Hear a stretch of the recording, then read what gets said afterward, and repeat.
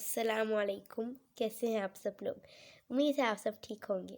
تو آج میں کرنے والی ہوں حضرت محمد صلی اللہ علیہ وآلہ وسلم کی سٹوری کا پارٹ 2۔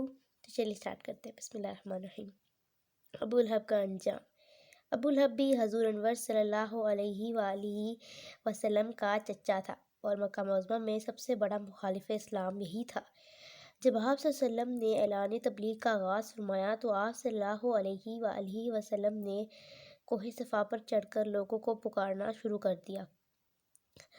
جب قریش آپ صلی اللہ علیہ وآلہ وسلم کے پاس جمع ہو گئے تو آپ صلی اللہ علیہ وآلہ وسلم نے فرمایا کہ مجھے یہ بتاؤ کہ کیا تم لوگ مجھے سچا جانتے ہو یا جھوٹا؟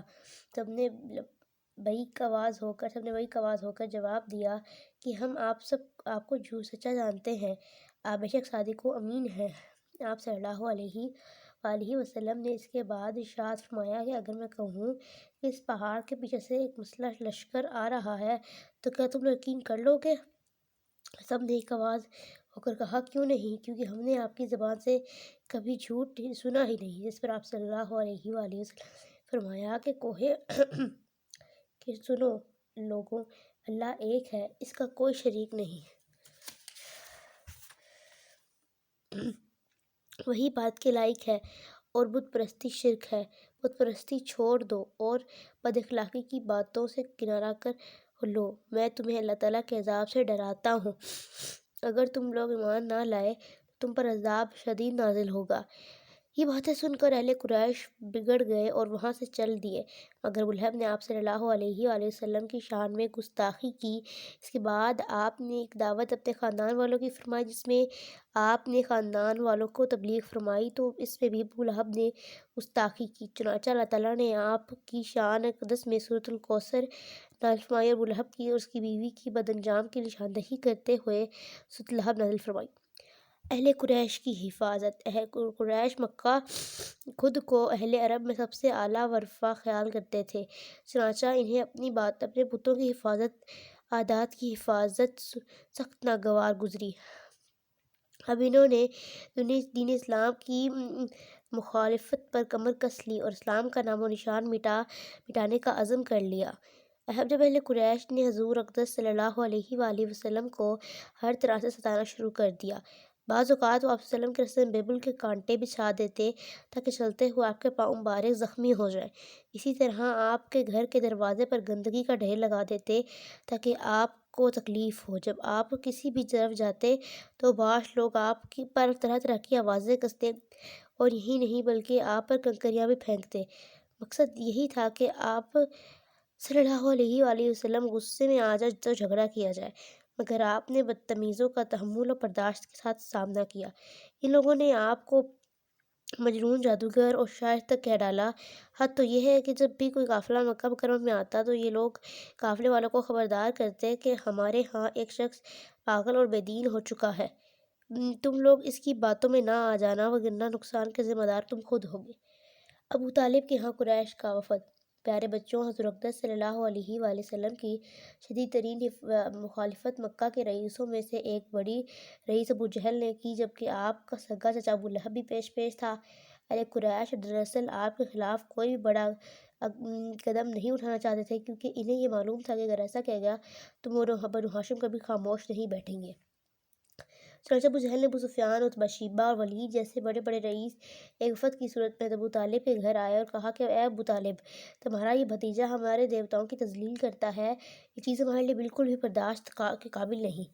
تم اپنے بھتیجے کو سمجھاؤ یا پھر درمیان سے نکل جاؤ، پھر ہم جانیں اور یہ جانیں، ہم خود ہی اس سے اچھی طرح نپٹ لیں گے۔ حضرت ابو طالب گھبرا گئے، مگر حضور اقدس صلی اللہ علیہ وسلم نے ارشاد فرمایا کہ اے میرے پیارے چچا، اہل قریش اگر میرے ایک ہاتھ پر سورج اور دوسرے ہاتھ پر چاند بھی رکھ دے تو میں پھر بھی دین حق کی تبلیغ نہ چھوڑوں گا، میں اپنا فرض پورا کرتا رہوں گا، یہاں تک کہ اللہ تعالیٰ اس کام کو پورا فرما دے یا میری جان اس راہ میں قربان کر دے۔ اہل اسلام پر مشرکین کے مظالم۔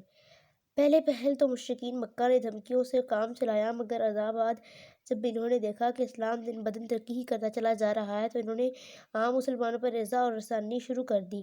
ان کے زیادہ نشانہ غریب و نادار لوگ ہوا کرتے تھے۔ حضرت خباب بن اشرح عراق کے باشندے تھے۔ آپ رضی اللہ تعالیٰ عنہم مکہ مکرمہ میں لوہار کا کام کیا کرتے تھے۔ آپ رضی اللہ تعالیٰ عنہم محنت مزدوری کر کے اپنا پیٹ پالتے تھے۔ جب آپ رضی اللہ تعالیٰ عنہم اسلام لائے تو مشرکین نے انہیں تپتی ہوئی دوپہر کے وقت دمکتے ہوئے کوئلوں پر لٹا دیا اور ان کی پیٹھ جل جائے تاکہ ان کی پیٹھ جل جائے۔ آپ رضی اللہ تعالیٰ عنہم کی پیٹھ کی کھال ڈٹ گئی، مگر آپ نے کمال صبر و تحمل کے ساتھ اس اذیت کو برداشت کیا۔ ایک مشرک کے ذمہ آپ رضی اللہ عنہ کی اجرت باقی تھی۔ جب آپ نے اجرت طلب کی تو اس مشرک سے شرط رکھی کہ جب تک محمد صلی اللہ علیہ وسلم سے وابستگی ختم نہیں کرو گے تمہاری اجرت تمہیں نہیں ملے گی۔ آپ رضی اللہ عنہ نے فرمایا کہ تم میرے سامنے مر بھی جاؤ تو میں یہ کام نہیں کر سکتا۔ چنانچہ اس مشرک نے آپ رضی اللہ عنہ کی اجرت کو روک لیا اور ایک پائی بھی ادا نہ کی۔ حضرت بلال رضی اللہ تعالیٰ عنہ بن رباح حبشی نسل تھے۔ آپ مکہ کے ایک رئیس امیہ بن خلف کے غلام تھے۔ جب حضرت بلال رضی اللہ تعالیٰ عنہ نے اسلام قبول کیا تو آپ کو دوپہر کے وقت گرم ریت پر لٹا کر ایک وزنی پتھر آپ کے سینے پر رکھ دیا گیا اور کہتا کہ جب تک محمد کو چھوڑ کر لات و عزیٰ پر ایمان نہ لے آؤ گے اسی طرح عذاب میں مبتلا رہوگے۔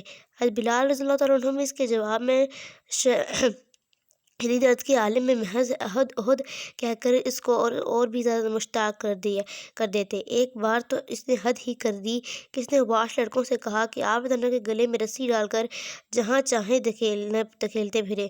آخرکار ابوبکر صدیق رضی اللہ تعالیٰ عنہ نے آپ رضی اللہ کو خرید کر آزاد کر دیا۔